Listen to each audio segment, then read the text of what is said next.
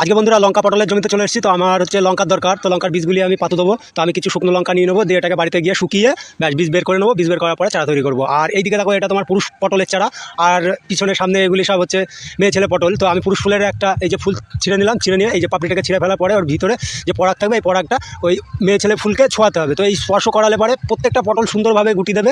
আর এই যে পাশে তোমার দিয়েছি এটা, এই যে এটা কিন্তু হয়ে গিয়েছে, তো ঘন্টা দুয়েক পরে কিন্তু এটা পাপড়িটা এরকম বুঝে যাবে। তো এইভাবে করে পটলের ফুলগুলো ছোঁয়াতে হয়, তাহলে প্রত্যেকটা গুটি বেশ সুন্দর মোটা হবে আর কোনোটা মিস হওয়ার ভয় নেই। আর ওই পাশটায় দেখো তোমার ওই থেকে এটা হচ্ছে তোমার মটরশুঁটি আছে। তো মটরশুঁটিটা প্রায় 1.5 মাস লাগানো হয়ে গেছে, তো এটাতে এখনও ফুল আসেনি, তবে ফুল চলে আসবে দিন 15-র মধ্যে ফুল চলে আসবে। তো আমি এখানে দেখি ফুল আসার মতো হয়েছে কিনা, তো আসেনি, দিন 15-র মধ্যে ফুল আসবে। আর এইটা তোমার হচ্ছে লাউ আছে, তো এই লাউগুলিও কিন্তু তোমার এই যে এটা পুরুষ লাউয়ের ফুল আর এই যে মহিলা লাউয়ের ফুল। তো এটা কিন্তু ফুল না ছোঁয়ালেও হয়, এটা প্রজাপতি ভীমরুল পোকামাকড়ে এটাকে মিলিয়ে দেয়। তো আমি তোমাদেরকে দেখাচ্ছি। তো এই যে মহিলা ফুলটাকে এখানে ছোঁয়ালে পরে প্রত্যেকটা লাউয়ের যে গুটি থাকবে, এই গুটিগুলো কিন্তু প্রত্যেকটাই সুন্দরভাবে লাউটা তৈরি হয়ে যাবে।